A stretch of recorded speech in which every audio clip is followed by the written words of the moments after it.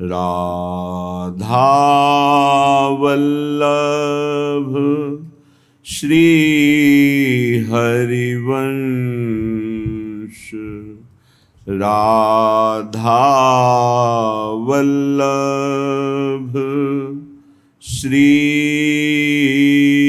हरिवंश। वृंदावनेश्वरी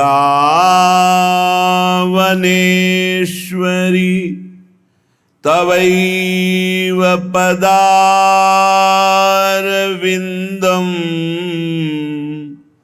प्रेमामृतैकमकरंद रसौघपूर्णम्।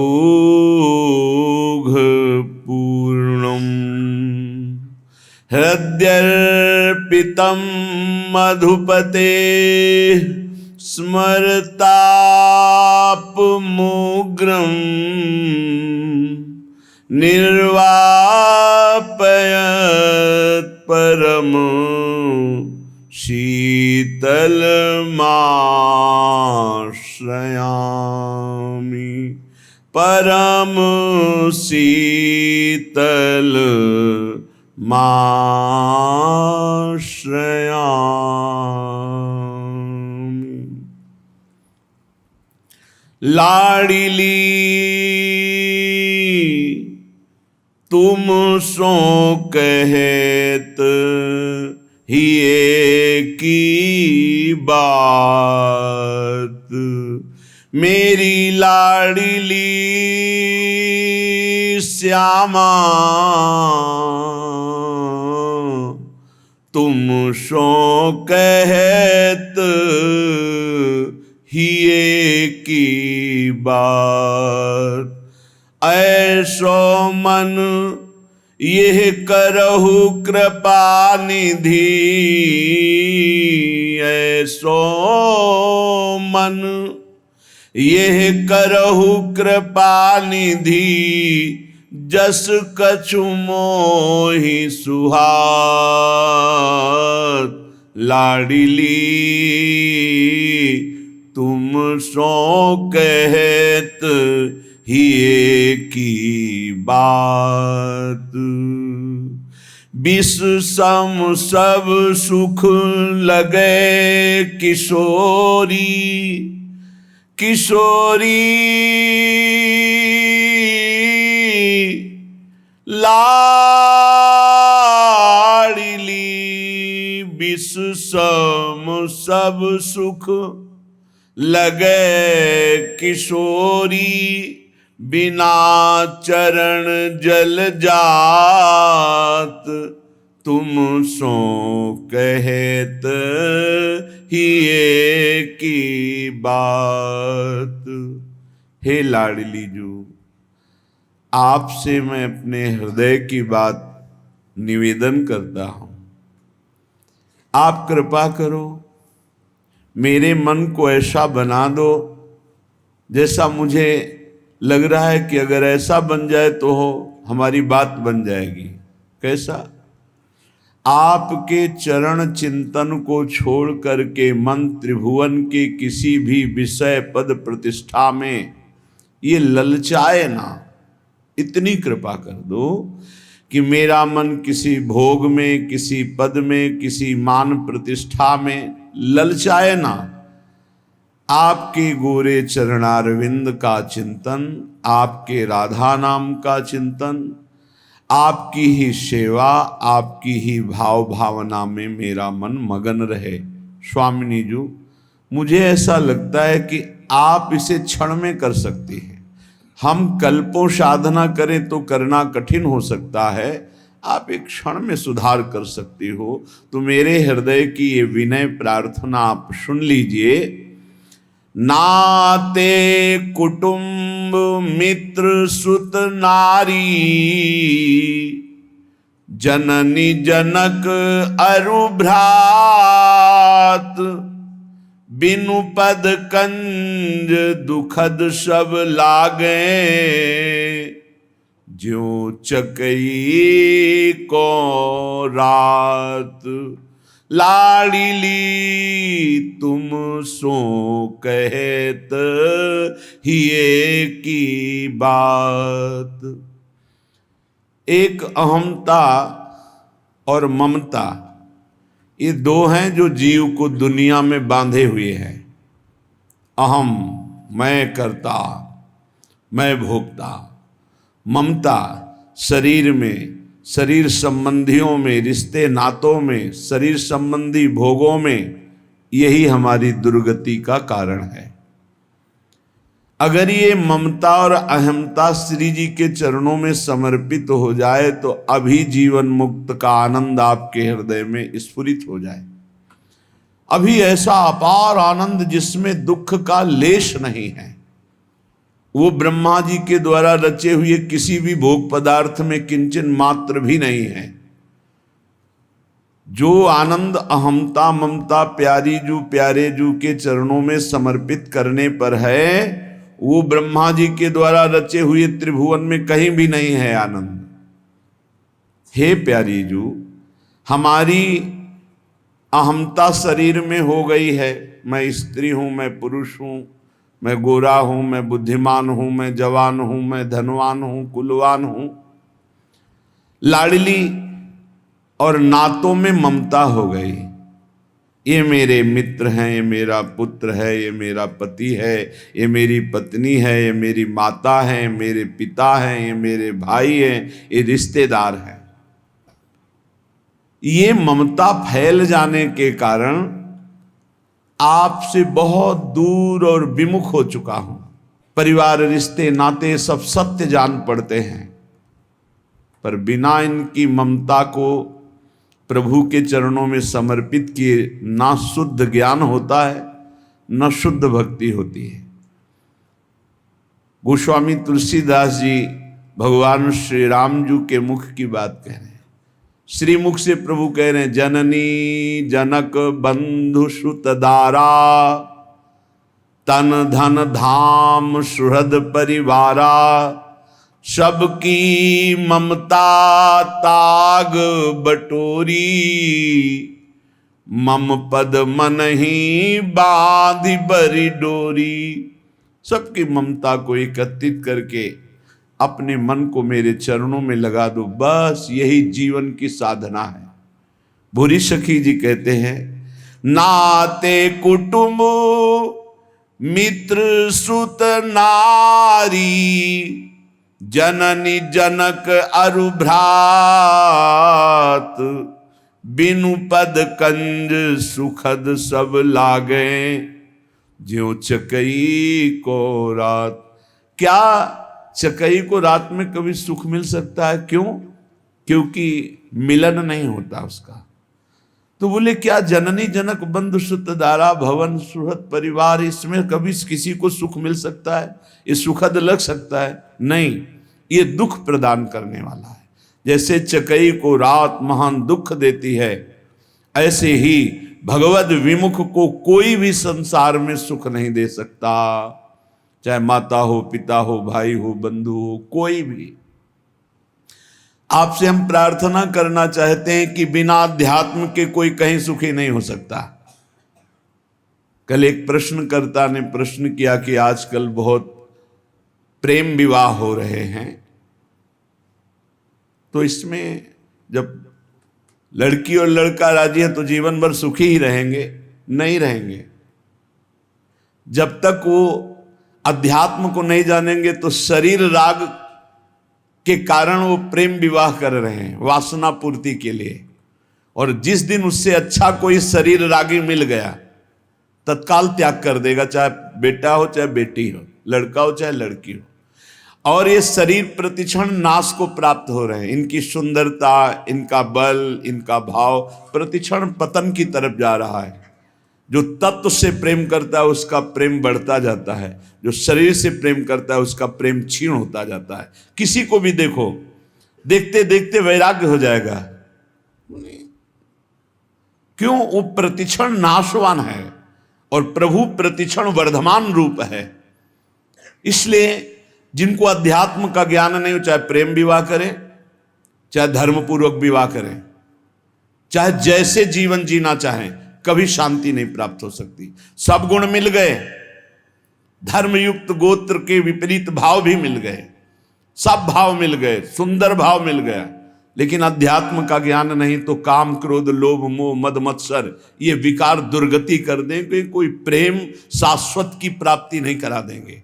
अध्यात्म के बिना गोस्वामी तुलसीदास जी महाराज कह रहे हैं कि वो मरा हुआ व्यक्ति है।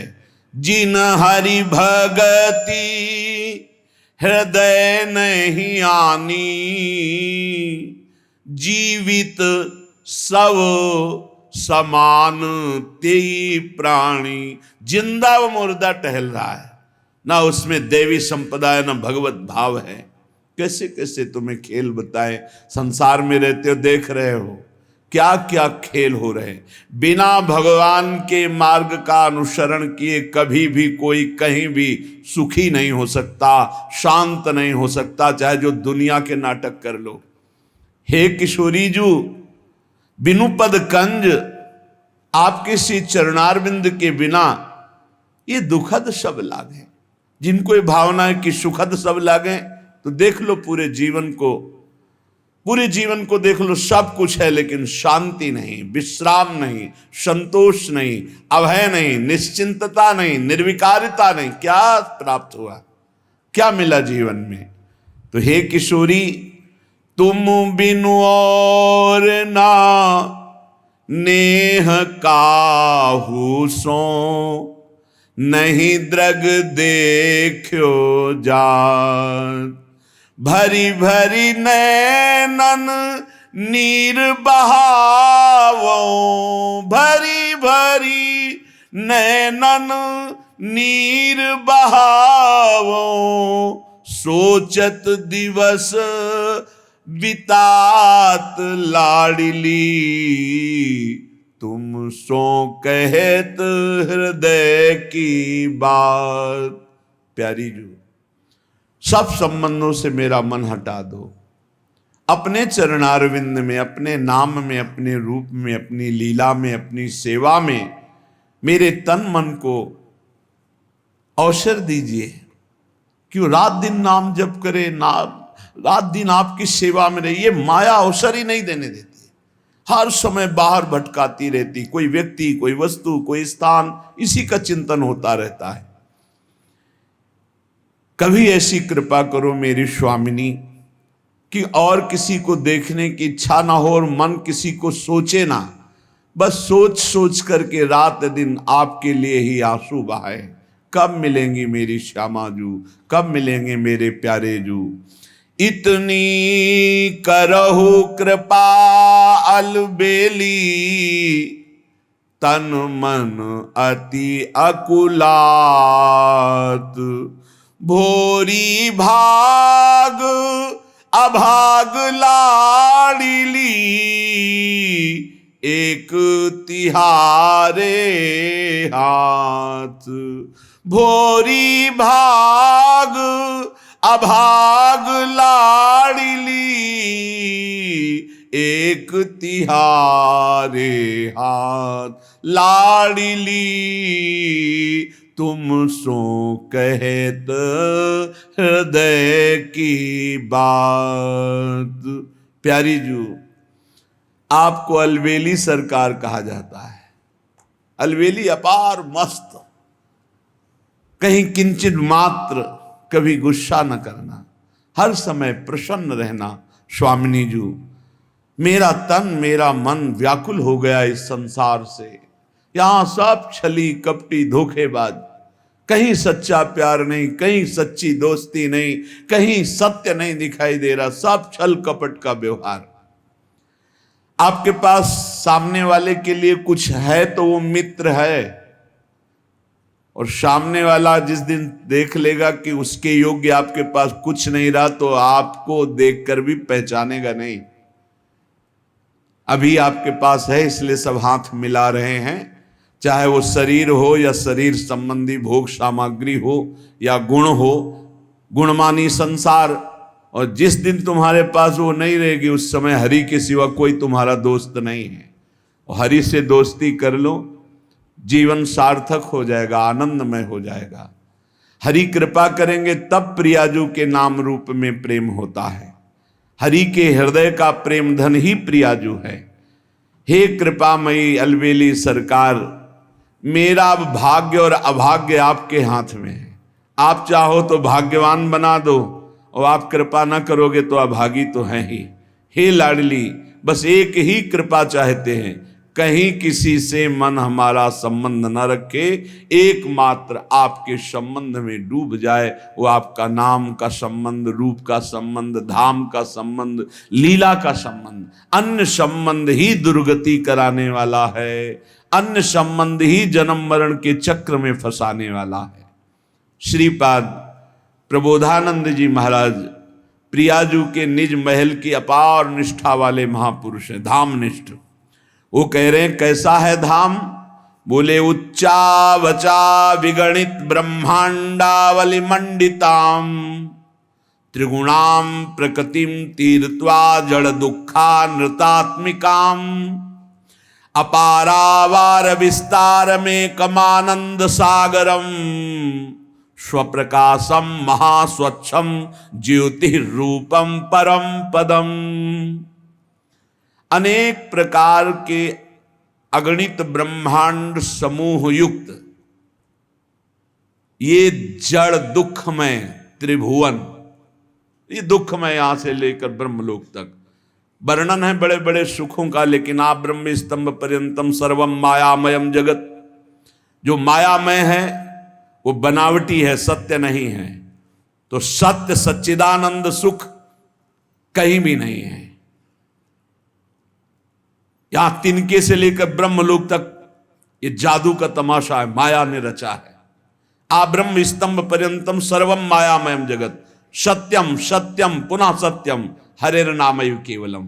भगवान सत्य है, उनका नाम सत्य, उनका रूप सत्य, उनका धाम सत्य, लीला सत्य, और ये सब मायाकृत है। आ ब्रह्म भुवनान लोकान पुनरावर्तिनो अर्जुन, ये आवागमन का ही हेतु है। ब्रह्मलोक से लेकर यहां सब जितना है सब छल भरा मायाकृत है।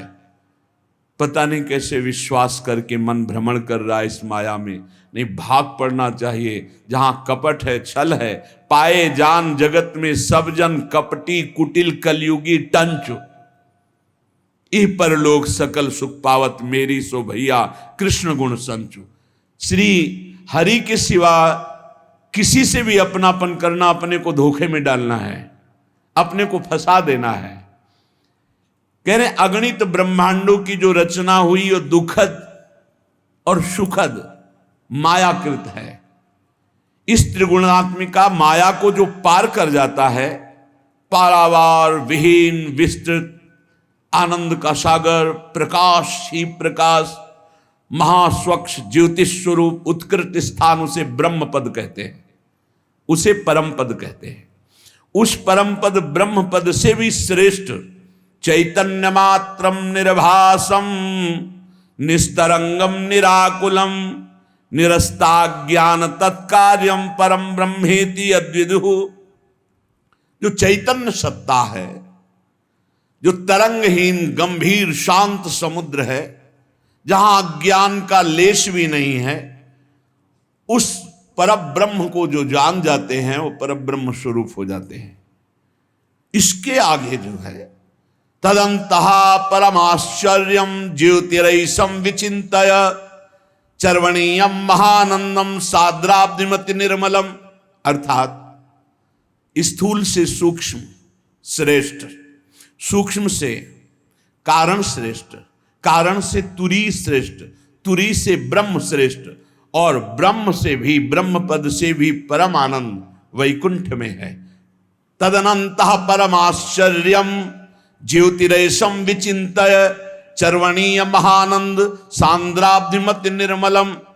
परमाश्चर्य में आस्वादनीय इंद्रियों के द्वारा सनकादि की घ्राणेन्द्री ने जे ही वैकुंठनाथ प्रभु के चरणों में चढ़ी हुई तुलसी की गंध पाई, प्रेम विकल हो गए। आस्वादनी निर्मल महाआनंद घन समुद्र स्वरूप, ऐसे महाउज्ज्वलतम महाअद्भुत घन आनंद प्रदान करने वाले उस लोक की सब वंदना करते हैं जिसे वैकुंठ कहते हैं।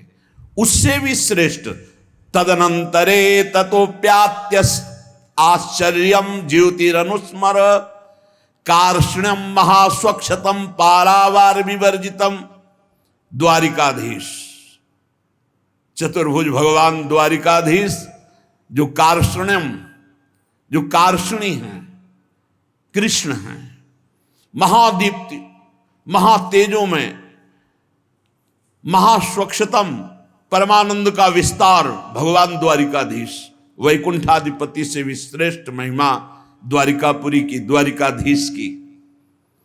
बोले उससे भी महानंद रसोत्सव पूर्ण। अब रस शब्द आया, अभी तक रस शब्द नहीं आया।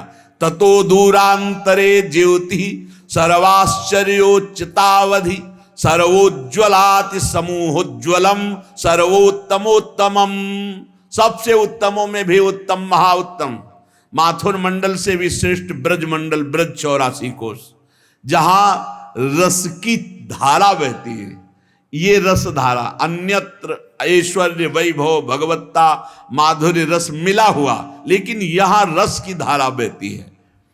सर्वाश्चर्य में जो ब्रज रस है, इस सर्वाश्चर्य में है। बड़े बड़े ब्रह्मबोध संपन्न महापुरुषों को भी आकर्षित करके अपनी दास्ता से युक्त कर दिया श्री लाल बिहारी ने, ब्रजेंद्र नंदन ने। श्री शुकाचार्य जैसे महापुरुष जो जन्म से ही घोर वैराग्य युक्त है, आसक्त हो गए श्री कृष्ण में। महावैमल्य सीमंत परमानंद परावधि कृष्ण प्रेम रसारधी नाम चरम परमोदया। महानिर्मल आनंद की पूर्णावधि, इससे बढ़कर आनंद नहीं। जहां कृष्ण प्रेम ही प्रेम छलक रहा है, जहां उस कृष्ण प्रेम की चरम सीमा जहां प्रकाशित हो रही, उसे कहते हैं वृंदावन। वृंदावन क्या है, ये जब जान जाओगे तो नाच पड़ोगे कि मुझे वृंदावन आने को मिला। मुझे वृंदावन कुछ घंटे वास मिला, कुछ दिन वास मिला, और जिनको अखंड वास मिला है तो साक्षात प्रियालाल के चरणों में रह रहे हैं, गोद में रह रहे हैं। अगर नहीं समझ पा रहे हैं तभी वो चिंता शोक कल्याण के लिए परेशान है। नहीं, कोई परेशानी नहीं, हमारा तो बस शरीर छूटना है, जहां है यहीं हमें रहना है। अभी पार्थिव पांच भौतिक शरीर छूटा दिव्य रूप से अपनी प्यारी जू प्यारे जू के समीप, जैसे अभी हैं ऐसे। हमारा कोई अंतर नहीं पड़ना है, हमें कोई नया परम पद नहीं मिलना है। हम वर्तमान में जहां हैं, जैसे हैं वैसे ही वहां हैं, वही हैं यही हैं। यहां और वहां का भेद मिट गया, बस हो गया कार्य। ओहो तदनंतर तदघनम भाति श्री वृंदावनम वनम पूर्ण माधुर्य साम्राज्यम पूर्णानंद चमत्कृति। ब्रज 84 कोश के अंतर्गत ही जो श्री वृंदावन नामक वन है, ये महामाधुर्य का साम्राज्य है, बड़ा चमत्कारी है वृंदावन। पूर्णाति पूर्ण मधुर प्रकाशम पूर्ण सदृशम, केवल वास मात्र से तुम्हें पूर्ण पद प्रदान कर देगा।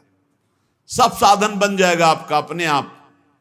चिंता मत करो, डरो मत, मेरे अंदर ऐसे विकार जाऊंगा धाम में कहीं। बहुत कृपालु धाम है वृंदावनी प्रभाव सुनो अपनो ही गुण देत, अपनो ही गुण देत, जैसे बालक मलिन को मात गोद भर लेत। सर्व सौभाग्य पूर्णम द्रुम लता खग मृगादिकम। यहां के पशु पक्षियों का दर्शन, यहां के लता वृक्षों का दर्शन भाग्य को बदल देता है। पक्का विश्वास करो, भाग्य को बदल देता है। ये साधारण नहीं है। जैसे यहाँ के कबूतरों को देखा, तोता को देखा, मोर को देखा, ये पक्षी साधारण नहीं है, ये सब परमहंस महापुरुष हैं। जैसे सनकादि के दर्शन करने वाले को कभी जन्म मरण नहीं मिल सकता, ऐसे यहाँ वृंदावन की शोभा, लता पता बाके बिहारी जी, राधा वल्लभ जी, राधा रमण जी, खगमृग पशु पंछी रसिक ब्रजवासी, इन्हीं के दर्शन मात्र से कल्याण है। आप क्या समझते हो? जो एक बार वृंदावन आ गया, एक बार वृंदावन में बिहारी जी से आंख मिला ली, एक बार रज में लौट गया, एक बार किसी प्रसादी पुष्प को माथे पे धारण कर लिया, एक बार यहां चरणामृत पिया, एक बार की महिमा ऐसी कि वो कभी नरक नहीं जा सकता। ये श्रीधाम वृंदावन है। वापी कूप तड़ागाद्य प्रेमानंद रसात्म भी, यहाँ के कुएं का जल, यहाँ के सरोवर का जल, यहाँ के पावन यमुना का जल ये पानी नहीं है, बोले प्रेमानंद प्रवाहित हो रहा है। प्रेमानंद रसात्म भी ब्रजेंद्र सूनु राधिका हृदय प्रपूर्य माणयोर महारसाब्दि पूरयो रिवाति तीव्र वेगता। अरे हम प्रतिक्षण चरणामृत का पान करते हैं, कितना सो, यहां कहीं का भी पानी पियो। ये वो रज है जहां आंसुओं से भींगी हुई रज, गोपी जनों की, बड़े बड़े रसिक जन परमहंसों के आंसुओं से भींगी। यहाँ का जो जल है, चाहे वो सरोवर का हो, चाहे कुआं का हो, चाहे पावन यमुना जी का हो, बोले प्रेमानंद रसात्म भी तुम्हें प्रेमानंद रस से युक्त कर देगा। प्रेमानंद क्या है? प्रेम प्रियाजू, आनंद लालजू, अर्थात प्रिया लाल के आनंद रस में डुबो देगा। प्रेमानंद का मतलब है युगल सरकार।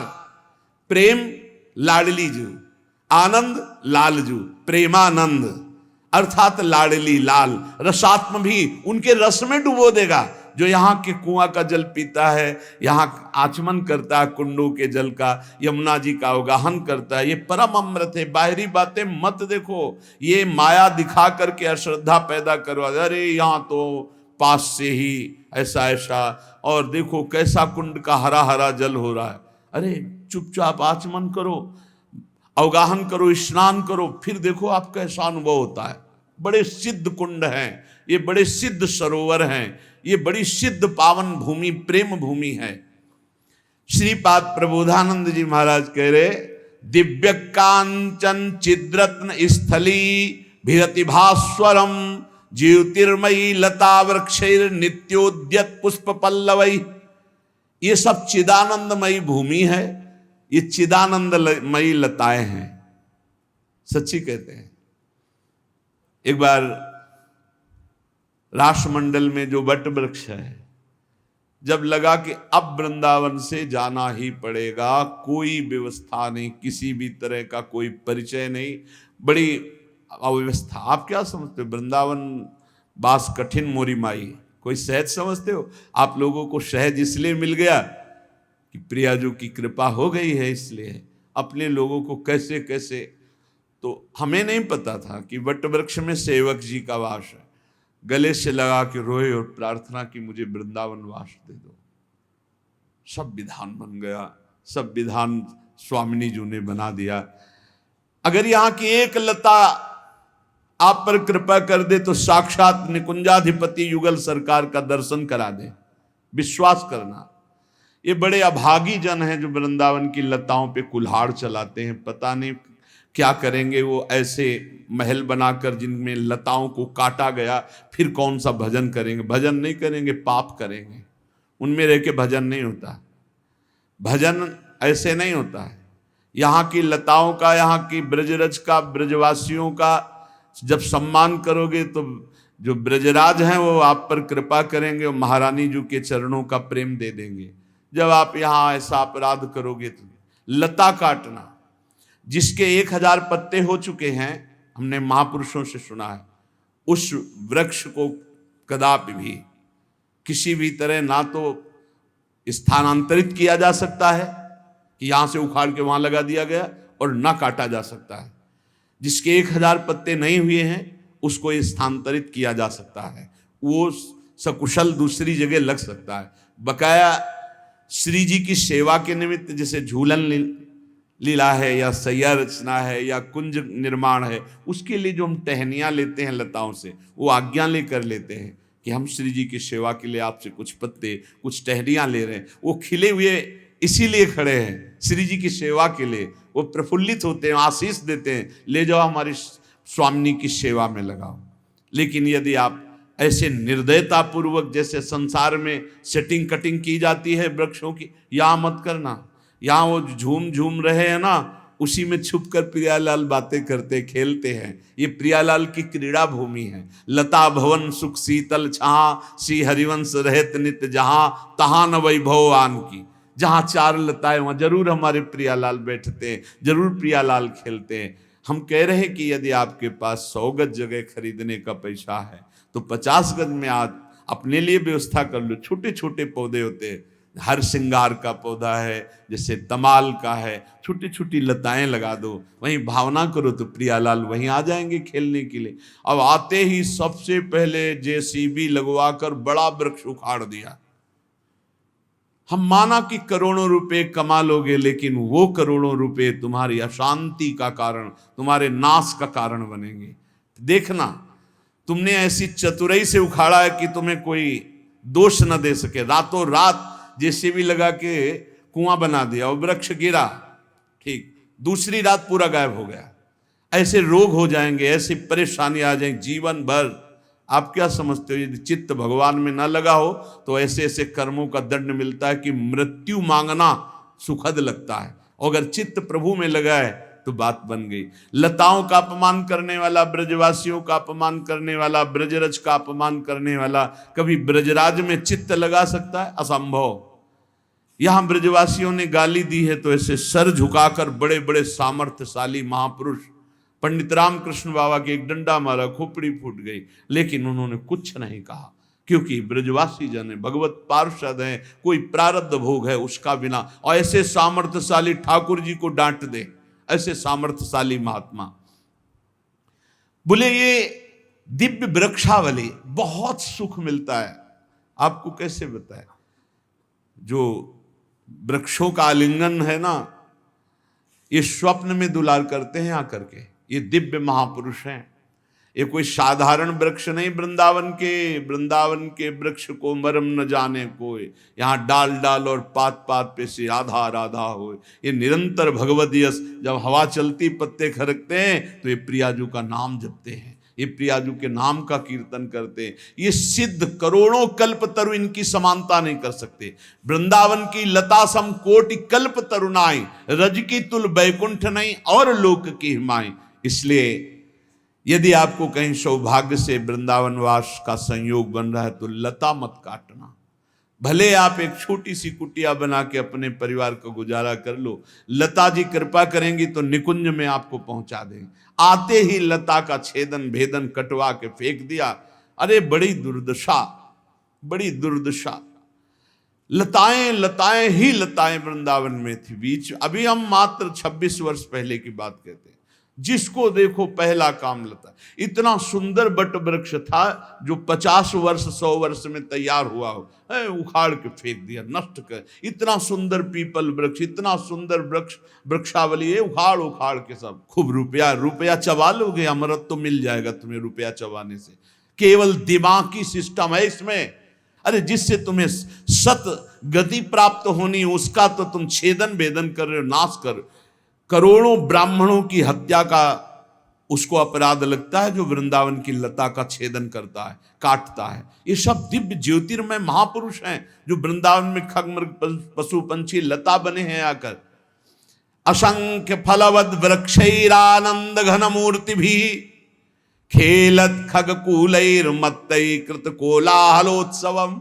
आहा, अनंत वृक्ष हैं जो आनंद की मूर्ति हैं, और खगमृग पशु पंछी मोर कुहुक रहे, नाच रहे, इन्हीं के बीच में हमारे प्रिया प्रीतम खेल रहे हैं।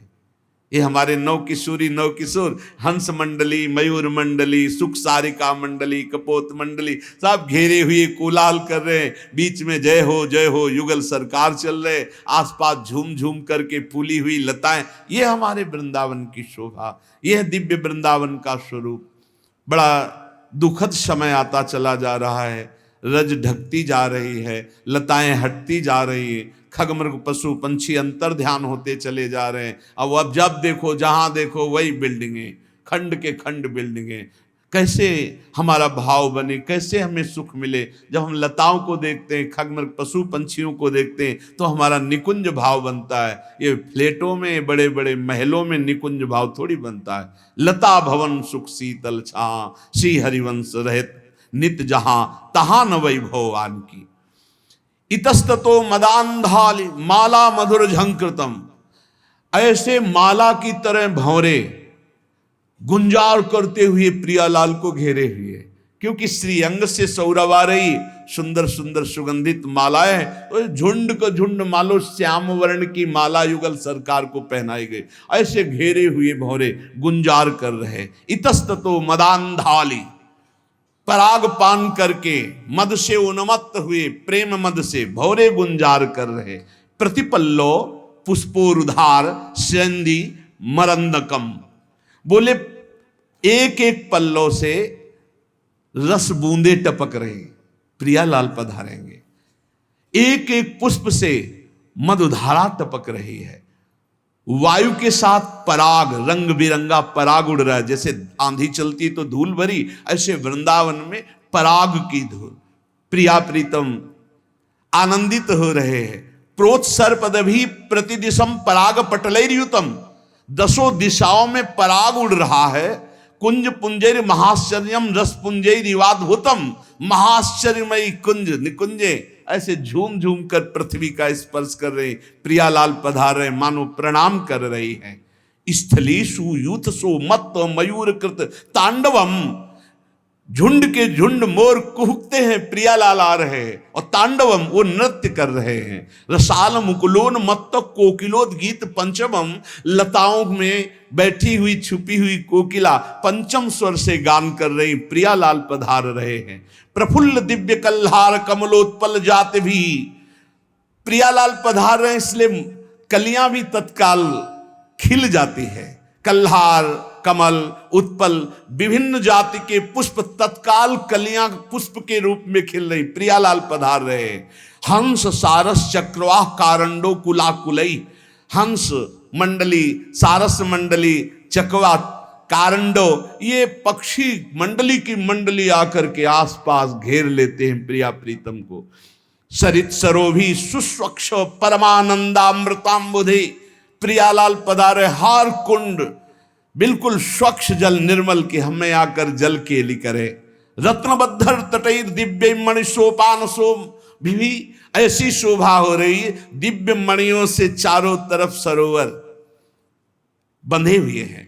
आसपास सुंदर सुंदर लताएं फूली हुई, जिनका प्रतिबिंब जल में पड़ रहा है। निर्मल स्वच्छ जल, स्वच्छ निर्मल मणियों से जटित सीढ़ियां, और मानो वो आवाहन कर रहे हैं कि प्रियालाल आकर के हमें जल केली करे।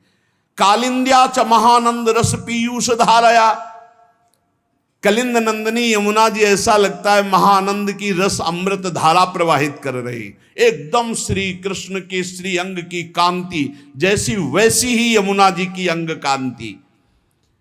और अनेक स्वर्ण रत्नमया, अनेक दिव्य पद्मोत्पलाढ्या, कहीं स्वर्णिम, कहीं अरुण, कहीं श्वेत, कहीं लाल, नाना प्रकार के कमल खिले हुए हैं, भौरे मड़रा रहे, मानो यमुना जी आह्वान कर रही, हम में विहार करो आकर। द्विजाल कुल शानंद दत्त श्रवण सौख्या, पक्षियों का एक साथ ऐसा कलरव हो रहा है जिसका हम वर्णन नहीं कर सकते। इसी वृंदावन को आप दिव्य वृंदावन में बैठे हैं, बस नेत्र बदलने की जरूरत है। हमारे नेत्र क्यों नहीं बदल पा रहे? क्योंकि हम शरीर भाव से युक्त होकर भोगों में रत हैं, बस इतनी बात है। इतनी समस्या हमारी हमको आगे नहीं बढ़ने दे रही। यदि हम भगवान श्री कृष्णचंद्र जो गीता जी में कह रहे उनकी बात मान लें तो हमारी दृष्टि बदल जाएगी। भगवान कह रहे हैं यत् सांख्यै प्राप्यते स्थानम तद योगैरपि गम्यते, एकम सांख्यम च योगम च यह पश्यति स पश्यति। किसी एक मार्ग को पकड़ लो। अगर सांख्य योग ज्ञान मार्ग को पकड़ लोगे तो बुद्धि के नेत्र खुल जाएंगे। अगर कर्म योग भक्ति योग को पकड़ लोगे तो मानस नेत्र खुल जाएंगे। दोनों दिव्य दृष्टि होती है, एक मन के नेत्र जिससे प्रेम का अनुभव, प्रेम स्वरूप दिव्य लीला देखी जाती है, और एक बुद्धि के नेत्र जिनसे तत्व बोध होता है। सांख्य योगी हो या भक्ति योगी हो या कर्म योगी हो, ठीक से अपने मार्ग में चले। जब तक इन नेत्रों से आप देख रहे हो तब तक माया ही है त्रिगुणमयी। यहां भी देख लो वही दिखाई दे रहा है। जब या तो बुद्धि में नेत्र खुले ज्ञान चक्षु तो तत्व दर्शन होने लगेगा, और मन में खुले प्रेम चक्षु तो लीला दर्शन होने लगेगा। इनके लिए आपको सांगोपांग उपासना करनी पड़ेगी। जब तक आप उपासना में चित्त नहीं देंगे तो वासना नहीं नष्ट होगी, और जब तक वासना नहीं नष्ट होगी तब तक नेत्र नहीं खुलेंगे। वासना रूपी कीचड़ लगा हुआ है नेत्रों में, मानस नेत्रों में और बुद्धि नेत्रों में। यही मल विक्षेप आवरण भगवत साक्षात्कार नहीं होने दे रहा। भगवान श्री कृष्ण चंद्र जी कह रहे, सांख्य योगियों के द्वारा जो तत्व प्राप्त किया जाता है वही कर्म योगियों के द्वारा, वही भक्ति योगी के द्वारा। तत्व कोई दूसरा नहीं होता, वही परम तत्व होता है। जब तक कर्ता भाव बना रहता है कि मैं करता हूं, क्रिया से संबंध रहता है तो प्रकृति से संबंध रहता है, प्रकृति से संबंध रहता है तो जन्म मरण भोगना ही पड़ेगा। समझो आप, यहां सीधे प्रकृति से ही संबंध है, परमात्मा के संबंध की कहीं कोई वार्ता नहीं जगत में। ये जो हम पत्र पुष्प फल आदि समर्पित करते हैं इसमें भाव होता है, भूखे नहीं हैं, भूखे नहीं। भगवान तुम्हारे बहुत करुणामय है, चाहे हरि हो चाहे हर हो चाहे जो भी भगवत स्वरूप हो, बहुत करुणामय है, करुणा का साक्षात स्वरूप है। हमारा संबंध प्रभु से जो है उसको हम स्वीकार नहीं कर रहे, बस खास बातें हैं। और प्रकृति से शरीर का संबंध है, और हम शरीर को मैं मानकर प्रकृति से संबंध माने हुए, परमात्मा से संबंध नहीं। यही बड़ी हानि हो गई। और प्रकृति अर्थात संसार का संबंध कभी सम नहीं होता, बराबर नहीं चलता, नहीं चलेगा, एक जैसा बराबर कभी नहीं रहेगा। ये शरीर नहीं रहा तो इसका संबंध कैसे बराबर रह सकता है? कभी तो ये बालक था, किस घड़ी किस मिनट जवान हुआ पता नहीं चला, कब मुझ के बाहर निकले, तिथि तारीख है कोई तारीख किसी के पास? आज तक कोई विश्व में बतावे किस दिन तुम्हारे मुझ का बाल निकला, किस दिन तुम जवान हुए, किस दिन तुम बुढ़ापा कब मर जाओगे, तुम्हें पता नहीं। और ऐसे झूठे प्रकृति से इतना जोर का संबंध है कि यही लगता है मैं हूं। प्रभु जो हमारे हैं वो हमारे नहीं लगते। घनिष्ठ से घनिष्ठ संबंध में विषमता आ जाएगी। प्रकृति संसार से घनिष्ठ संबंध में कटुता विषमता आएगी, आएगी, देख लेना। क्योंकि यहां समता है नहीं, ये विषम है संसार, समता नहीं है यहां। परंतु प्रभु सम है, वो हर स्थिति में आपको प्यार कर रहे। जो भगवान को गाली दे रहे, फ्री वायु मिल रही है, पृथ्वी धस नहीं रही उनके लिए, हर व्यवस्था मिल रही है। प्रभु सबके लिए बराबर प्यार कर रहे हैं, सम है। हाँ, जो ऐसे हैं वो पान कर रहे हैं, जो ऐसे हैं वो पान नहीं कर पा रहे। अहंकारी भगवान से विमुख वो ऐसे हैं, और जो दैन्य भगवान के सन्मुख वो ऐसे हैं। बरसा बराबर हो रही है, पान करने की पद्धति नहीं आई, इसलिए वो भगवान को दोष दे रहे हैं। भगवान तुम्हारे अहेतुकी मित्र थे, हैं, रहेंगे, अहेतुकी किसी हेतु से नहीं। संसार ना कभी तुम्हारा था, ना है, न रहेगा, देख लेना, परिणाम में देख लेना। अतः सम स्वरूप भगवान की प्राप्ति के लिए क्रियाओं से संबंध विच्छेद और इन करणों से संबंध विच्छेद तब अनुभव होता है कि मेरा संबंध प्रभु से है। बड़ा सूक्ष्म विषय है। देखो, अगर नहीं इस विषय को समझोगे तो भंडारा खाते घूमते रहोगे, रुपया जोड़ते रहोगे, मर जाओगे, दूसरा प्रयोग करेगा। पक्की बात समझ लो, ये देखी हुई बात कह रहे। अब बैंक में जमा है, हर भंडारे का 100 रुपया या जहां से आया वो जमा है बैंक, और मर गए और वारिस कोई है नहीं तो भारत सरकार के काम। जिंदगी भजन के लिए मिली थी, वो चिंतन में। रुपया क्या करता है? चिंतन फंसाता है। कितने हुए? बोले 99। बोले एक और जोड़ो 100 हो जाए। एक नहीं मिलेगा, 10 मिलेंगे। बोले अब 109 है, अगर और व्यवस्था, वो 99 का चक्कर फंसता चला जाता है, पूरा जीवन बर्बाद। जब कोई उपासक सत्संग प्राप्त करता है, जैसे आप सत्संग सुन रहे, ये कभी निष्फल नहीं जाएगा। सत्संग बोध करा के ही छोड़ता है। जैसे नींद से आंख खुलती है तो नींद में हम बेसुध होते हैं, लेकिन जब आंख खुलती है तो हमें चेतना हो जाती है, मेरा क्या कर्तव्य है, मुझे क्या करना चाहिए, तत्काल हम एक्टिव हो जाते हैं। ऐसे ही संसार में मोह निद्रा में हम सोए हुए हैं, जब सत्संग मिलता है तो मानो ज्ञान की आंख खुलती है। अरे मेरा कर्तव्य क्या है, मैं तो संसार में रचा पुचा था, आज सत्संग से सुना कि मेरे जीवन का सार है कि हर दोष का त्याग करके भगवान का भजन करते हुए, ठीक से आचरण करते हुए भगवत प्राप्ति करना। ये सत्संग फर्क डाल देता है जीवन में।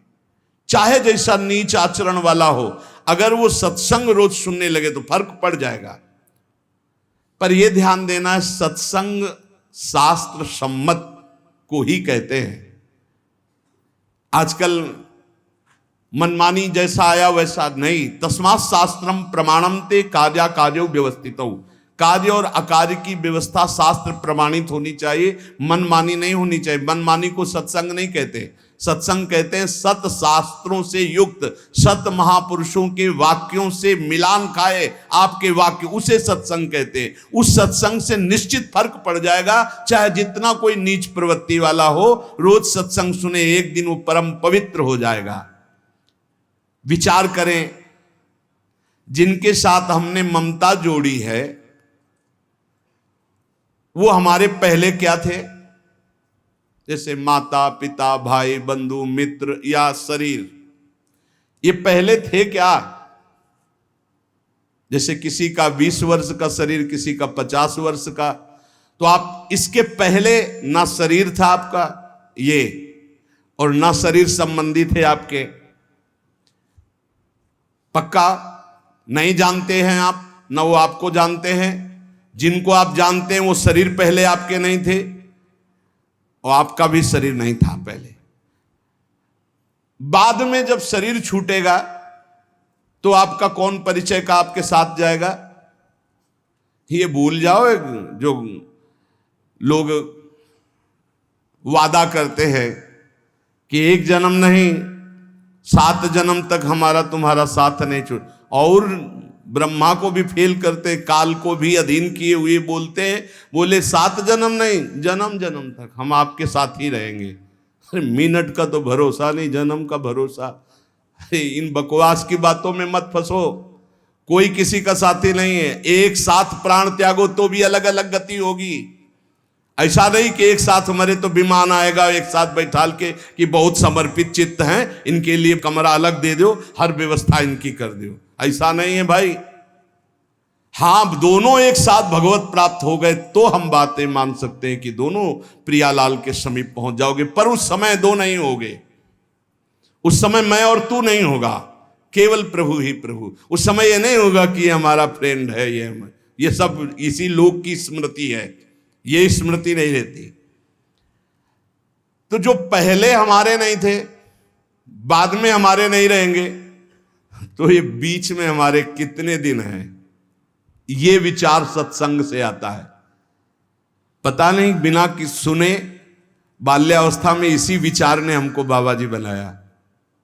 ये सब मरेंगे, पता नहीं कैसी अशांति पैदा थी। वो कि पूर्व जन्म का कोई होगा भजन या कोई ऐसा कृपा प्रसाद, स्कूल से आके जो ही बस्ता टांगते, माता जी सबसे पहले माता जी दिन भर इंतजार करते, वो माँ का स्वरूप होता है। हाँ, जो ही नजदीक सो लगता कि मरेगी, जब माँ मरेगी तब कैसे रह पाएंगे, ये पिता पधारेगा, ये परिवार कौन है मेरा। और जो बात करती नहीं तो ऊपर बस एकांत में चले जाते हो। बस वहाँ संत जन आते थे तो कीर्तन करवाते थे, श्री राम जय जय राम, श्री राम जय। एकांत में बैठ श्री राम जय जय राम, श्री राम जय जय राम। बार बार प्रश्न होता, मेरा कौन है, मेरा कौन है। बस अंदर आने लगा, भाग संसार से भाग, ऐसा आने लगा कि बेचैनी। तो कह रहे सत्संग में यही विचार, अगर सत्संग में आपका विचार नहीं बदला तो सत्संग क्या? सत्संग किया, ममता नहीं छूटी, कामना नहीं छूटी, आपके गंदे आचरण नहीं छूटे तो संत संग ही नहीं है। बकवास। व्यर्थ की वार्ता। यदि आपका परिवर्तन नहीं हो रहा तो सत्संग कैसा? सत्संग से ममता छूटना, कामना छूटना, गंदी बातें छूटना। किसी की ताकत नहीं और कि कामना छोड़ सके, ममता छोड़ सके, राग छोड़ सके, ये सत्संग छुड़ाता है। कहीं भी, कभी भी, किसी को भी अगर ऐसा लाभ मिला है तो किसी न किसी महात्मा की कृपा रही है। देखो, बचपन में खिलौनों में इतना राग था, अगर एक भी खिलौना हमारा टूट जाए या ना दिया जाए तो कैसा? आज जैसे आपको हंसी आएगी उन्हीं बातों पर, ऐसे ही अज्ञान के खिलौने ये सब हैं। जितने संबंध आप मान रहे हो, जब आपको ज्ञान होगा तो हंसी आएगी इन्हीं बातों पे, कैसा समय व्यर्थ कर रहा था। पर यह ज्ञान वैराग्य से होता है, और ये वैराग्य विवेक से होता है, और ये विवेक सत्संग से होता है। बिन सत्संग विवेक न होई, और होए विवेक मोह भ्रम भागा, तब सब विषय विलास विरागा। जहां विषयों से वैराग्य तो शुद्ध ज्ञान प्रकाशित हो जाता है। इसलिए सत्संग चाहे 10 ही मिनट का हो, रोज सुनना चाहिए। सत्संग से जरूर परिवर्तन होता है। पहले सत्संग से हलचल पैदा होगी, क्योंकि जो हृदय में गंदी बातें हैं उनके ऊपर आक्रमण होगा सत्संग के द्वारा। ये हलचल अगर सत्संग करते रहे तो शांत हो जाएगी, अगर नहीं किया तो फिर फंसा देगी माया में। क्योंकि ऐसे हम देख रहे हैं, जैसे आपने निश्चय किया आज के बाद शराब नहीं पीऊंगा, मांस नहीं खाऊंगा, गंदे आचरण नहीं करूंगा, अब बड़ी हलचल पैदा हुई। वो आपको ऐसी जगह ले जाएगा जहां कम से कम दर्शन ही हो जाए। चूक मत करना। जो हलचल पैदा हुई, मंथन पैदा हुआ, उसमें पहले विष आता है। यत तज्ञे विस्मि परिणामे अमृतोपमम, यही विष है आसक्ति। नष्ट कर दो इस आसक्ति को, फिर आप देखना आनंद में डूब जाओगे। ये ज्यादा देर हलचल नहीं रहेगी, बस चलते रहो आगे। अगर लौट पड़े पीछे तो हलचल ही हलचल है, अशांति ही अशांति है। क्या आज तक कोई ऐसा है कि जिसको सत्संग मिला और फर्क ना पड़ा हो? कोई ऐसा नहीं हो सकता। उसके जीवन में कुछ ना कुछ सुधार परिवर्तन जरूर है जो सत्संगी है। जरूर जरूर फर्क पड़ेगा, जरूर पड़ेगा। ऐसा हो नहीं सकता कि चंदन के आसपास के वृक्ष, चाहे वो नीम हो चाहे बबूल हो, उनमें सुगंध ना आ जाए। ऐसे ही संत संग से जीवन में भागवतिकता ना आ जाए, ऐसा हो नहीं सकता। या वो संत नहीं है और या आप बहुत बड़े अपराध कर रहे हो वर्तमान में, इसलिए कोई फर्क नहीं पड़ रहा। नहीं तो सत्संग का निश्चित फर्क पड़ता है। ये जो फर्क पड़ता है, इसमें यह नहीं देखा जाता कि सत्संग सुनने से हमारा धन बढ़ा है, सत्संग सुनने से हमारा व्यापार बढ़ा, फर्क पड़ा। इसे ये फर्क नहीं है। यह देखा जाता है सत्संग सुनने से हमारे विकार कितने कम हुए हैं, सत्संग हमें कितनी गंदी बातों से हटाकर सच्चे मार्ग पर, अच्छे मार्ग पर, यह चमत्कार है सत्संग का। ये नहीं कि हम उन साधु से जुड़ गए तो हमारी कामनाओं की पूर्ति हो गई तो बोले बड़ा चमत्कार। इसे चमत्कार नहीं कहते। चमत्कार कहते हैं अनंत जन्मों की वासनायुक्त मन को पलटकर भगवान के मार्ग में लगा देना। सुख और दुख ये दोनों पूर्व प्रारब्ध कर्म के अनुसार मिलते हैं, लेकिन सत्संग दोनों में सहन करने की सामर्थ्य देता है। सत्संग का फल समझो, सत्संग का फल दुख मिटाना नहीं है, सुख बढ़ाना नहीं है, सुख दुख दोनों में समान भाव लाना है। सुख दुखे समय कृत्वा लाभा लाभो जया जयो। जो सुख दुख में समान भाव लावे वही सत्संग का भाव। मेरी ऐसी धारणा है कि समस्त पुण्यों का, तीर्थयाटन का, व्रत का, दान का फल है कि परमात्मा में स्थित किसी महात्मा से आपका संबंध हो जाए। पूज्य महापुरुष जिनकी वाणी है कह रहे, मेरी ऐसी धारणा है कि आपके शुभ कर्म, पुण्य कर्मों का, तीर्थयाटन का, दान पुण्य का, आपकी साधना का फल यह है कि परमात्मा में स्थित किसी महात्मा का संग हो जाए। भगवान की विशेष कृपा का अनुभव महात्मा के संग से ही होता है। जितने तीर्थ बने हैं वो सब भगवान से ही बने या भगवान के प्रेमी महात्माओं ब्रह्म ऋषियों से स्थापित हैं। भगवान की लीला, भगवान की महिमा, भगवान की महत्ता, माया से मुक्तता, ये केवल संतों के द्वारा जाना जाता है। कैसे माया से मुक्त होना है, भगवान की महिमा क्या है, भगवान की लीला क्या है, भगवान की महत्ता क्या है, ये मेरी धारणा है। मैं अपनी धारणा से कह रहा हूं कि जो भगवान अवतार लेकर कार्य करते हैं उससे कई गुना बढ़कर भगवान के प्रेमी संत जन कार्य कर देते हैं। भगवान तो विनाश लीला भी करते हैं, संत दुष्टता का विनाश करते हैं, दुष्टों का नहीं। बड़ी विशेषता है भगवान और भगवान के भक्तों में। भगवान तो कहते हैं परित्राणाय साधूनाम विनाशाय च दुष्कृताम, दुष्कृत करने वालों का विनाश कर देता हूं। लेकिन संत जन ऐसे नहीं, भगवान से जो प्रेम करते हैं वो दुष्टता का विनाश करके उसे महात्मा बना देते हैं, उसे मारते नहीं हैं। भगवान की महिमा अगर किसी के हृदय में जागृत हुई तो जरूर संत वचन कान में पड़े हैं। भगवान को बड़ा संतोष होता है जब जीव कभी किसी संत को अपना मान लेता है और भगवान उस पर अपार कृपा करने लगते हैं। ये मेरी धारणा है। संसार का सबसे ज्यादा लाभ भगवान के प्रेमी जनों से होता है। संतों में कोई कमी नहीं रखते भगवान, अपनी संपूर्ण सामर्थ्य विराजमान कर देते हैं।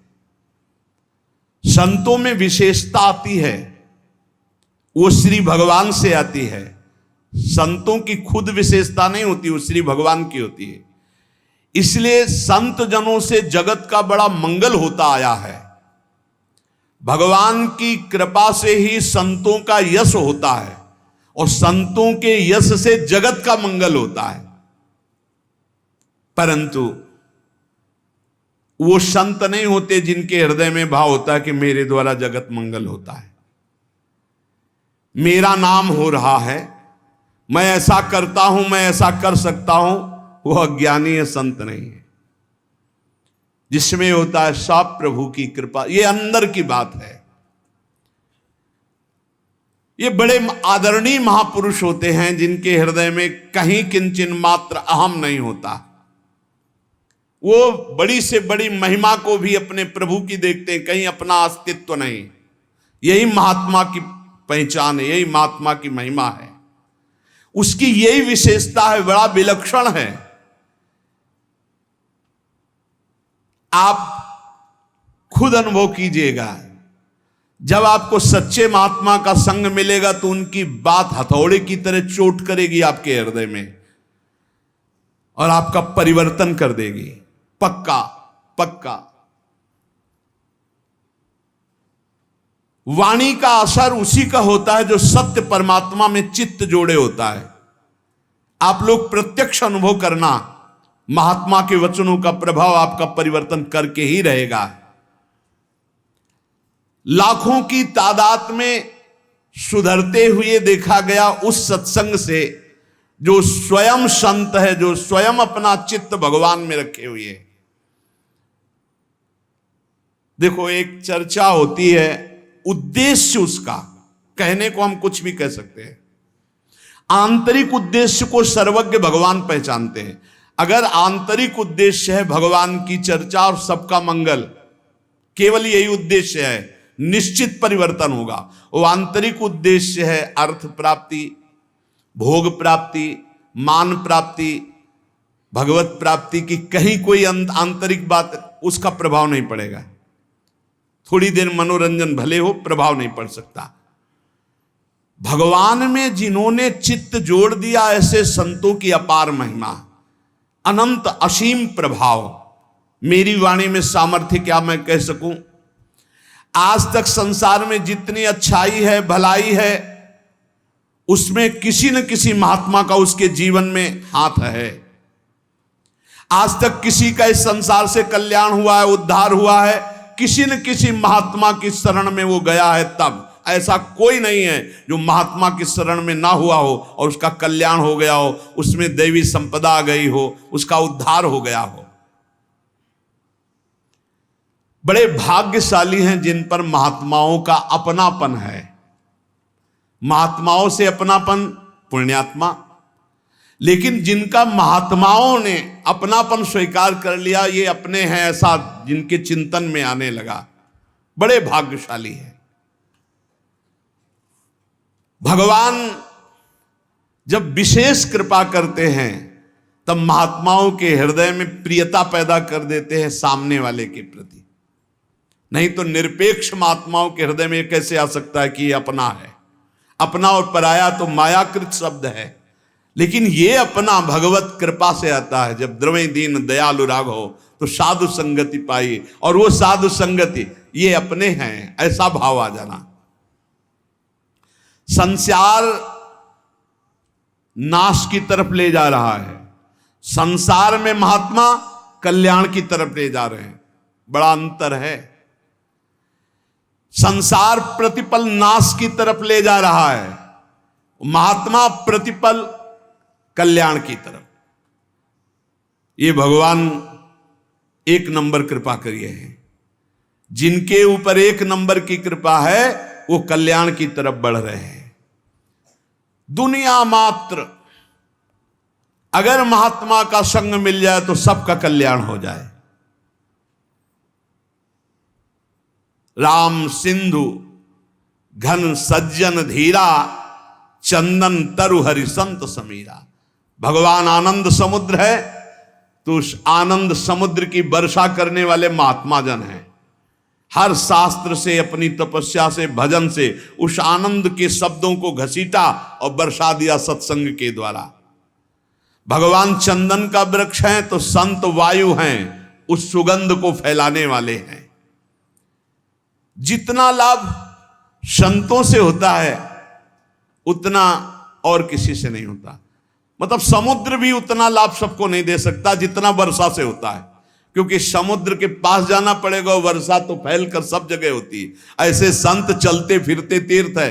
भगवान आनंद समुद्र हैं, तो आनंद समुद्र तक पहुंचना बड़ा कठिन, तो उस आनंद समुद्र की हर आनंदमयी बात लेकर संत जन प्रवचन के द्वारा, सत्संग के द्वारा संसार को भिगोते रहते हैं भगवत रस में, भगवत आनंद में। आनंद की बाढ़ अगर कहीं आई है तो सत्संगी के हृदय में ही आई है। भगवान के प्रेमी भक्त अगर कोई बने हैं तो संत कृपा से बने हैं। इसलिए अगर किसी को सत्संग प्राप्त हो गया है तो उसे छोड़ना नहीं, ये दुर्लभ वस्तु है। सुतदारा धन लक्ष्मी पापियों के घर होए, संत समागम हरि कथा तुलसी दुर्लभ दोए। महत्संगस्तु दुर्लभ हो। भगवान का पूजन करना, भगवान का भजन करना, भगवान का चिंतन करना आज तक किसी के जीवन में आया है तो संत संग से आया है। हम तो ये देख पा रहे हैं कि भगवान से भी अधिक कृपा महात्माओं की जोरदार होती है, क्योंकि भगवान सबके हृदय में रहते हुए भी दुर्गति बंद नहीं हो रही, और संत का सानिध्य प्रगट में मिल गया तो दुर्गति वहीं से रुक जाएगी। बिल्कुल सच्ची बात। हमारा सबसे बड़ा लाभ का केंद्र संत महात्मा है। विश्व का आज तक जो लाभ हुआ वो संतों से हुआ है। लीला देखने में, लीला सुनने में हमारे हृदय में तभी प्रीति होगी जब प्रेमी महात्मा गायन करेगा। खास बात है, जो भगवान से प्रीति करते हैं वो जब चर्चा करते हैं तो एक विशेष आनंद होता है। भगवान के प्यारे भक्त साक्षात परम पावन तीर्थ स्वरूप होते हैं। उनके दर्शन स्पर्श मात्र से पाप नष्ट होते हैं। भगवान उनके हृदय में विराजमान रहते हैं।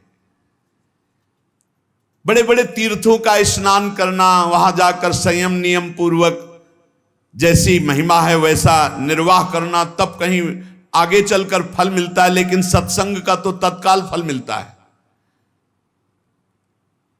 तत्काल फल मिलता है, जीव का परिवर्तन होना शुरू हो जाता है।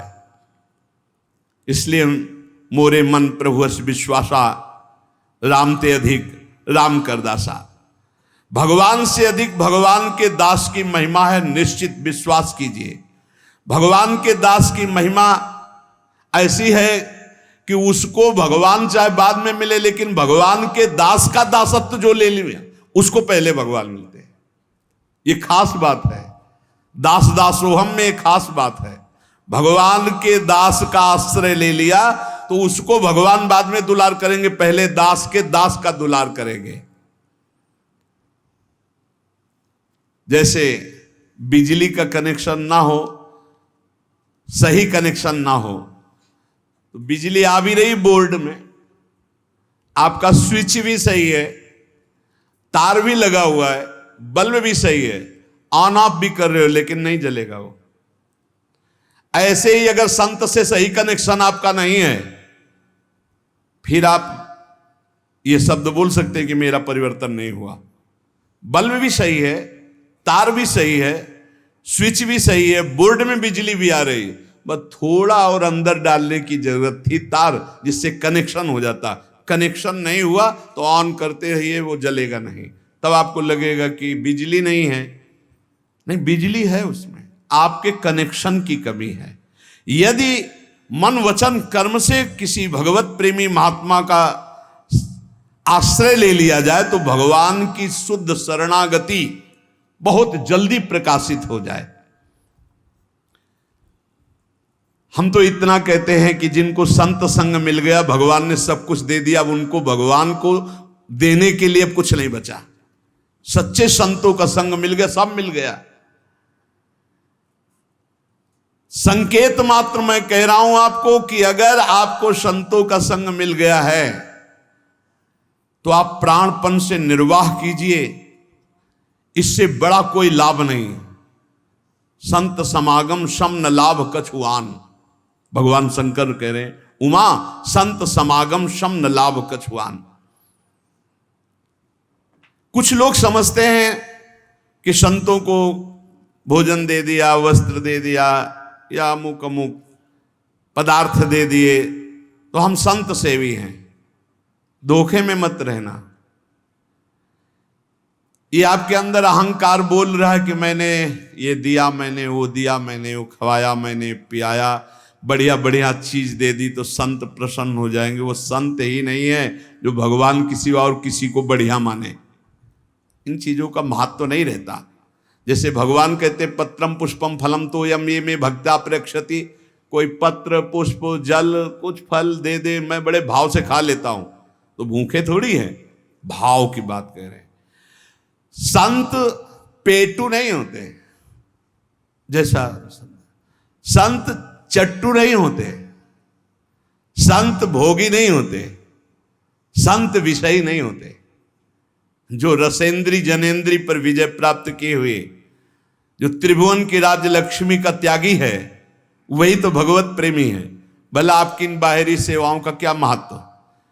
वास्तव में यदि कनेक्शन आपको करना है, वही बात कह रहे कि आपने ये सब बाहरी बातें की लेकिन उनकी आज्ञा का पालन नहीं कर रहे, तो आपका कनेक्शन सही नहीं, ऑन बल्ब नहीं जलेगा, आपके अंदर भगवत प्रकाश देवी संपदा नहीं आएगी। और आप कहेंगे मैं बहुत सेवा करता हूं, मैं रुपया देता हूं, मैं भोग सामग्री देता हूं, वस्त्र देता हूं, पर मनमानी आचरण करने वाले का कनेक्शन नहीं माना जाएगा संत से। वो संत ही नहीं है जो बाहरी बातों पर राजी हो जाए। संत राजी होते आज्ञा सम न सुसाहिब सेवा, उनकी आज्ञा का पालन करना। कई तरह के संत होते हैं, बड़े बड़े पदों में होते हैं, लेकिन हम जिन संतों की बात कर रहे हैं, जिनकी सेवा के लिए भगवान भी लालायित रहते हैं, कभी अवसर मिले और इनकी, जैसे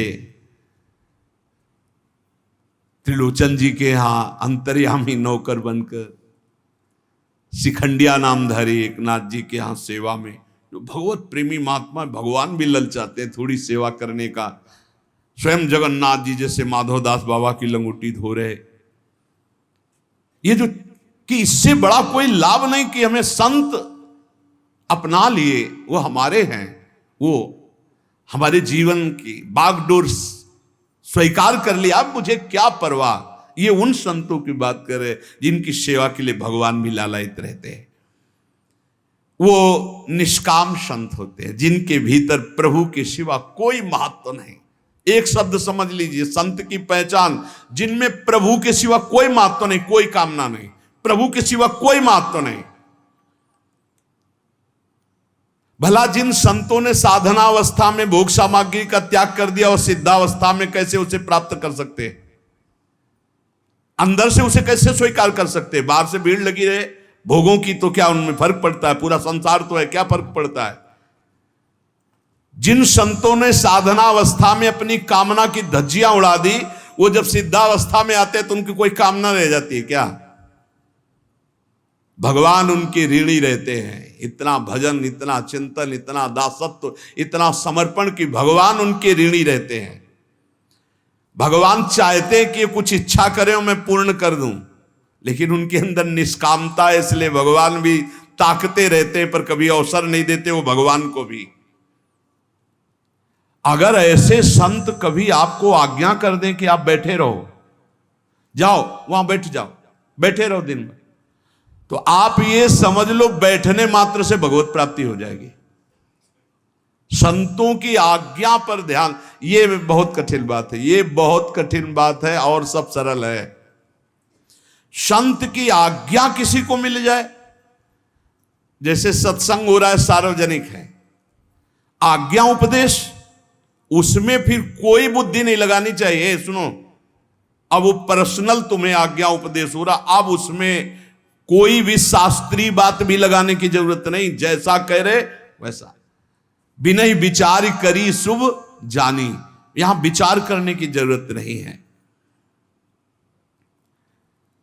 अगर उनकी आज्ञा मिल जाए और वो कोई साधारण सांसारिक कार्य के लिए कह रहे हैं, आपको बिल्कुल दिखाई दे रहा है भागवतिक नहीं है, जाओ अमुक कार्य करो, अगर कह दिया गया कि ये आप कार्य करो तो आप वो कार्य करो, और आप जिस कार्य के लिए संत से जुड़े थे वो कार्य संत करेंगे। इस बात को समझ पाना थोड़ा कठिन होता है। अहंकार विमूढ़ात्मा करता हम इति मन्यते, वो विमूढ़ जो मूढ़ता बनी हुई वो कभी भगवत प्राप्ति होने ही नहीं देगी। और दैन्य होकर बैठ गए उनके चरणों में, कुछ बने न बने उनसे बन जाएगा, जो भगवत प्राप्ति का कार्य उनसे बन जाएगा। दास दासो हम, जो हरिवंश उपासक सेवं सदा सेवं ताके चरण विचारी। बड़ी पक्की दामी ठोस बात कह रहा हूं, स्वामी जी महाराज कह, दामी माने बलशाली, बड़ी पक्की ठोस दामी बात कह रहा हूं सिद्धांत की। आप मान लो वो जैसा आज्ञा कर रहे हैं, बस वचनम कर इससे तो साफ बात सुनो। मैं महापुरुषों का संग किए हुए हूं, जहां कोई कामना प्रवेश नहीं कर सकती, ऐसे निष्काम भाव की स्थिति में समझ पाना बड़ा कठिन। जहां कोई कामना नहीं, वहां वो ऐसी भावना प्रकट कर सकते हैं आपके साथ, आज ये खवा दो, लाओ ये पिला। आप ये मत समझ लेना कि खाने पीने ये तो साधन काल में ही सब छूट गया। आज कृपा की है, उन्होंने कह दिया, अब कुछ भी हो कैसे भी हो तत्काल दौड़ो और उनकी आज्ञा का पालन कर दो। वो कोई भी आज्ञा करे, और शास्त्र विरुद्ध आज्ञा हो नहीं सकती, बात समझना। क्योंकि सिद्ध पुरुष जो शास्त्र सम्मत चले हैं तो अब तो परिपक्व हो गए हैं, भगवान की बात और उनकी बात में अंतर नहीं होगा। कभी वाम मार्ग का आदेश नहीं हो सकता, शास्त्र विरुद्ध आदेश नहीं हो सकता। या इमं परमं गुह्यं मद भक्तेष्वभिधास्यति भक्तिम मयि पराम कृत्वा मामे वैश्यत्य संशयम। जो मुझ में पराभक्ति करके मेरे इस गोपनीय विषय को जान जाते हैं, वो मुझे प्राप्त हो जाते हैं, इसमें कोई संदेह नहीं। गोपनीय विषय भगवान से बढ़कर कोई महत्व ना होना। सरल शब्द में कह रहे हैं, सब शास्त्रों का गोपनीय विषय तुम्हारे मन में, तुम्हारी बुद्धि में, तुम्हारे चित्त में, तुम्हारे अहम में एक बात बैठ जाए, श्री भगवान के सिवा कुछ नहीं, उनके समान कोई नहीं, उनसे बढ़कर कोई नहीं। एक तरफ श्री भगवान का स्मरण है जो हमारे जीवन धन है, और एक तरफ भोग है। भोग उपस्थित हुआ, भगवान को भूल गए, चाहे वो भोजन हो या कोई भी भोग हो। क्या समझा तुमने भगवान को? सब शास्त्रों का परम गुह्य मत उसी के हृदय में प्रकाशित हो गया जिसने एक बात समझ ली, भगवान से बढ़कर कुछ नहीं है। तो उसका कभी भगवत विस्मरण नहीं हो सकता। त्रिभुवन की राजलक्ष्मी देने पर भी जो आधे पल के लिए भगवान को नहीं भूलता, वो महाभागवत। आप कहां हो? ये बात समझना है। एक तरफ श्री भगवान और एक तरफ पूरा संसार। कौन है ऐसा जो तुम्हें भगवान का विस्मरण करा दे? तो अभी सब हैं ऐसे। एक दोस्त मिल गया, बात करने लगे, भगवान को भूल गए। भगवान उस दोस्त से भी हल्के हो गए। महापातक युक्तावा चोपपातकैः परम पदम प्रयांतेव महाद्भिरवलोकिताः। चाहे जितना बड़ा पापी नीच पुरुष हो, पातक महापातक से युक्त हो, और भगवान का भजन करने वाला, भगवान का महत्व रखने वाला महात्मा मिल जाए उसको, वो देख ले, संभाषण कर ले, तो वो निष्पाप हो जाएगा। उसके हृदय में भक्ति जागृत होने लगेगी। महापातक युक्तावा चोपपातकैः परम पदम प्रयांतेव महाद्भिर अवलोकिताः। देख लिया एक करुणा दृष्टि से, वो निष्पाप होकर परम पद का अधिकारी बन जाएगा। कलेवरम वा तद्भस्म तद्धूमम वापि सत्तमम यदि पश्यति पुण्यात्मा सा प्रयाति पराम गतिम। जो भगवत प्राप्त महात्मा है, किसी मृत का शरीर जलाया जा रहा हो और वो चिता की तरफ देख ले और वो नरक जाने वाला है, वो परम पद पहुंच जाएगा। यदि वो जाकर के चिता की भस्म को छू ले, वो परम गति को प्राप्त हो जाए। भगवत प्राप्त महात्मा का बहुत बड़ा प्रभाव है। परंतु जो महापुरुष कुछ भी नहीं चाहते, कोई तरह की कामना नहीं करते, उनके संपर्क में पहुंचना बहुत कठिन है। उनका संग प्राप्त होना बहुत कठिन। महत्संगस्तु दुर्लभ हो। और अगर वो मिल भी जाए तो अगम्य निर्वाह करना बड़ा कठिन है। यदि उनकी करुणा दृष्टि पड़ जाए तो परम पद अपनी गोद में रखा है, हाथ में रखा है। कल्याण हो गया जिनको संत मिल गए। अगर इस जन्म में कल्याण ना होना होता तो संत समागम मिलता ही नहीं। भगवत प्राप्ति के लिए ढूंढना नहीं पड़ता उनको, जो संत समागम में होते हैं। सहजता में भगवान की प्राप्ति हो जाती है। ऐसे महापुरुषों का मिलन सिर्फ भगवान की कृपा से होता है। ऐसे महापुरुष यदि तुमसे बात करने लगे, तुम्हें कोई साधन बताने लगे, कोई आज्ञा दे दे, कोई व्याख्यान दे दे या सत्संग दे दे, तो आप उनका ऋण मानना। ऋण कि आज से मैं आपका ऋणी हूं। आपने मुझे आज्ञा करी भगवान के मार्ग में चलने की, आपने मुझे भगवत महिमा सुनाई, आज से मैं आपका ऋणी हूं, आपकी आज्ञा पर रहूंगा। बड़ी सूक्ष्म बात कह रहे हैं। ऐसे महापुरुष को यदि बताया जाए कि अमुक आदमी बीमार है और उसकी बीमारी का चिंतन कर ले तो ठीक होना शुरू हो जाएगा, वो महापुरुष बीमार होना शुरू हो जाएगा। वो स्वीकार चिंतन मात्र से उसके प्रारब्ध का नाश, और अपने शरीर में ये नहीं कि वही रोग अन्य प्रारब्ध का रूप, अन्य रोग रूप रख करके उसका प्रारब्ध क्षीण होगा और वो कष्ट भोगने लगेगा। और अगर कहीं जिसका चिंतन किया वो समर्पित है तो पूरा ठीक हो जाएगा, और वो प्रारब्ध को विविध रूपों में अपने ऊपर भोग लेंगे। ना शारीरिक कष्ट होने देते हैं, ना मानसिक कष्ट होने देते हैं, और सहज में भगवत प्राप्ति करा देते हैं। ऐसे कृपाल होते हैं भगवत प्राप्त महापुरुष। जो भगवान में भी बात नहीं पाई गई, वो भगवत प्रेमी महात्माओं में पाई गई। ये अंतर भगवान में। इसीलिए मोरे मन प्रभु अस विश्वासा राम ते अधिक राम कर दासा। भगवान तो कह रहे अवश्य में भोक्तव्यम, कृतम कर्म शुभाशुभम, तुम्हें भोगना पड़ेगा। और संतों के सामने चर्चा कर दो कि वो बहुत बीमार हैं, उनके अमुक जगह बहुत असहनीय दर्द है। अच्छा, हाँ, प्रारब्ध भोग है। कहा कुछ नहीं, चिंतन गया, बंटवारा होना शुरू हो गया। अब वो समझ नहीं पाएगा, बोले वो ठीक हो रहे हैं। हाँ ठीक हो, भगवान की कृपा ठीक हो जाएगा। और भोग पर भोग, भोग पर भोग उनके शरीर में विविध रूप से आएगा, उसे भोग लेंगे मुस्कुराते हुए। सोचो, जो शारीरिक भोग नहीं तुम्हें भोगने देंगे, वो तुम्हें नरक कैसे जाने देंगे? वो भगवत प्राप्ति तो करा के ही छोड़ेंगे यदि समर्पण हो जाए। ये बड़ा मस्ती की बड़ी सस्ती बात, बड़ी मस्ती की बड़ी सस्ती बात। संत संग बड़ा सस्ता है। संत संग में कोई पैसा लगता है? हम कई बार एकांतिक में कहा है कि जो पैसे से मिलता है वो अध्यात्म नहीं होता, और अध्यात्म कभी पैसे से नहीं बिकता। अध्यात्म बिकता नहीं है, अध्यात्म में समर्पण होता है। समस्त समर्पण वृत्ति जागृत हुई कि अध्यात्म जागृत हो गया। अति परिचया दवज्ञा, इस शब्द को समझ लो। जब संत अति दुलार करने लगते हैं तो उनके आसपास रहने वाले उनकी अवज्ञा करने लगते हैं, अवहेलना करने लगते हैं। अति परिचया दवज्ञा, इसीलिए अगम्यो, इस बात से डरो कहीं हमारा किसी संत महापुरुष से अत्यंत प्रेम हो गया तो अब सावधानी रखनी है। अति परिचय दवज्ञा, उनकी बात को हल्के में मत लो। हंसी में भी बोल रहे तो बहुत गंभीर बात बोल रहे, उसको करके देख लेना, बड़ा लाभ मिल जाएगा।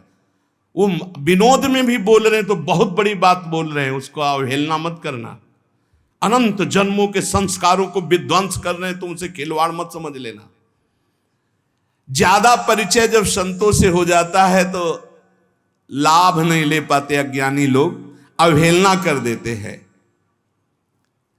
जैसे गंगा किनारे रहने वाले गंगा जी में शौच क्रिया भी है, कुल्ला भी, कपड़े भी धो रहे, और बाहर से जो दूर से साष्टांग दंडवत और बहुत बस गोते लगाए बाहर निकल के, वो आज गंगा स्नान। ऐसे दूर से आके ज्यादा लाभ संत से ले जाते हैं, जो नजदीक रहते हैं वो ऐसे ही अवज्ञा कर देते हैं। हाँ, बहुत सावधान, ये अवसर ना पीछे तुम्हें मिला है और ना आगे मिलेगा। मध्य में मिला, लाभ उठा लो तो उठा लो, नहीं तो जिस दिन बाजार उठ गई उस दिन फिर समझ में आएगा कितनी बड़ी कीमती चीज हमने खो दी। संत संग मिला मतलब भगवत कृपा, भगवान के पास कुछ देने के लिए नहीं बचा। संत समागम सम न लाभ कछुआन, हम अवज्ञा कर देते हैं उनकी। अगर कोई भगवत मार्ग का पथिक आज्ञा करता है और उसको हम स्वीकार कर लेते हैं तो अहोभाग्य समझना चाहिए, हमारा बड़ा भाग्य है। इन्होंने हमें आज्ञा की अपनी तरफ से, अपनी तरफ से भाग्य, इस पर कभी नहीं टालना चाहिए। एक होती है अनुमति कि हमारी इच्छा है कि आज वहां हम चले जाएं क्या, हाँ ये भी ठीक रहा, लेकिन वो कह रहे हैं कि हमारी इच्छा है कि आप गिरिराज जी की परिक्रमा लगा करके आए। आप कोई प्रश्न नहीं कि मेरी टांग में दर्द हो रहा है, आप जाओ लड़खड़ाते हुए, 10 दिन में लगे तब 10 दिन बाद आ जाना, क्योंकि फिर बोलना कि टांग में दर्द था इसलिए 10 दिन परिक्रमा में ही रहा, आज परिक्रमा हो गया सब काम। आज्ञा से भगवत प्राप्ति निश्चित। हरिव्यास देवाचार्य जी श्री भट्ट देवाचार्य जी के समीप आए, महाराज जी हम आपको गुरु रूप में वरण करना चाहते हैं। तो उन्होंने देखा है बहुत उच्च कोटि की अवस्था प्राप्त करने वाले हैं, तो उन्होंने कहा हमारी गोद में कुछ दिखाई देता है? बोले कुछ नहीं दिखाई देता। बोले जाओ 12 वर्ष गिरिराज जी की परिक्रमा राधा राधा रटते हुए करो। राधा राधा रटते हुए किया 12 वर्ष तक। 12 वर्ष किसे कहते हैं? कौन गुरु आज्ञा में 12 वर्ष? 12 घंटे खड़े होना मुश्किल हो जाएगा। आगे तुम्हें हमारी गोद में कुछ दिखाई दे रहा है? बोले फिर जाओ 12 वर्ष। 24 वर्ष बाद बोले हाँ प्रिया प्रीतम गोद में दिखाई दे रहे हैं। तब दीक्षा दी वही महावाणी के रचयिता हरिव्यास देवाचार्य। गुरु आज्ञा। भगवान सबके इष्ट हैं, भगवान परम इष्ट है, पर भगवान के भी इष्ट है भगवत प्रेमी महात्मा। भगवान के इष्ट कौन है? संत जन, भगवत प्रेमी महात्मा। हाँ, मैं हूं भक्तन को दास, भगत मेरे मुकुटमणि, अहम भक्त पराधीनो, असतंत्र इव द्विज। इसलिए संतों का दर्शन मिल जाना, संतों का संग मिल जाना, संतों से वार्तालाप करना, संतों की आज्ञा मिल जाना, संत की कोई कार्य प्रणाली में सम्मिलित हो जाना, संतों के चिंतन में आ जाना, बड़ा सौभाग्य समझना चाहिए। अचानक तुम्हें आज्ञा मिली, किसी ने सूचना दी, वो बोल रहे थे बाबा ऐसा कि आप ऐसा कर लीजिए, तो आपको सोचना चाहिए मैं उनके चिंतन में आया, ओहो कितना हो भाग्य। अब तो किसी भी तरह नहीं टाल सकते, डायरेक्ट की तो बात जाने दो, किसी से खबर भिजवा दी तो आपको पहले सोचना मैं उनके चिंतन में आया, अहो भाग्य, अब तो आज्ञा हो गई, वही कार्य करना है। भगवान की भारी कृपा से ऐसा संयोग मिलता है, उनका संग मिल जाना, उनका वार्तालाप मिल जाना, उनकी आज्ञा मिल जाना। भगवत प्राप्त महात्मा की 4 बातें पहचान में हैं। 4 बातें। जब कोई भगवत प्राप्त होता है तो उसकी पहली बात, जीने की इच्छा खत्म हो जाती है। तो मरने की इच्छा रहती क्या? नहीं, ना जीने की इच्छा, ना मरने का भय। पहली बात, वो जीवन मुक्त महापुरुष। दूसरा, किसी भी तरह के किसी भी भोग की भोगने की इच्छा नहीं होती। खान पान विश्राम कुछ, और सब चल रहा है, सब हो रहा है। आगे इसी में आएगा, क्यों खाते हुए भी नहीं खाते, भोगते हुए भी नहीं भोगते, देखते हुए भी नहीं देखते, सूंघते हुए, अब तुम्हें क्या पता, तुम तो उसी कर्तव्य भाव में लगे, तो लगा कि वैसे ही नहीं, वो बिल्कुल ये सब, ये सुधा निधि में लिखा हुआ है, विषयान ग्रहणन तो मुंचंत हुआ। किसी भी तरह की कोई कामना नहीं, लोक परलोक भोग, किसी भी तरह की कोई कामना नहीं। तीसरा, किसी भी तरह के मान सम्मान, ऊंचे पद प्रतिष्ठा, इसका कोई महत्व नहीं। चौथा, विश्व के किसी भी व्यक्ति वस्तु स्थिति परिस्थिति में राग नहीं। ये 4 बातें होती सिद्ध महापुरुष में। न जीने की इच्छा, न मरने का भय, न किसी भी त्रिभुवन के भोग की कामना, न किसी पद प्रतिष्ठा का लालच, न किसी व्यक्ति वस्तु स्थान परिस्थिति से राग। ये 4 बातें नहीं होती। ये 4 बातें जिसके जीवन में नहीं है वो सिद्धा अवस्था को प्राप्त है। और जब तक ये 4 बातें नहीं, तब तक अभी साधन अवस्था चल रही, सिद्धावस्था नहीं। जीने मरने का कोई विषय नहीं रह गया, भोगने का कोई विषय नहीं रह गया, पद प्रतिष्ठा की कोई चाह नहीं रह गई, किसी व्यक्ति वस्तु स्थान से राग नहीं रह गया, एकमात्र भगवदानंद में तृप्त। यदि हमें ऐसे संतों का संग मिल जाए तो हम लाभ ले लें। उनकी आज्ञा, उनकी वार्ता, उनका संग, उनका स्पर्श, उनका संभाषण, ये हमारे जीवन का अहोभाग्य है। ये हमारा जीवन निश्चित भगवान के सेवा में पहुंच जाएगा। यदि संत मिल गए तो अब अनंत मिलने में देर नहीं लगेगी, देर है भगवत प्राप्त संत मिलने में। तो आज के सत्संग का मनन किया जाए, मनन करके जो आज्ञाएं हैं भजन की, साधन की, बस वैसे ही चलो तो बहुत जल्दी आनंद को प्राप्त हो जाओगे। शेष चर्चा आगे। श्री राधा वल्लभ लाल की जय।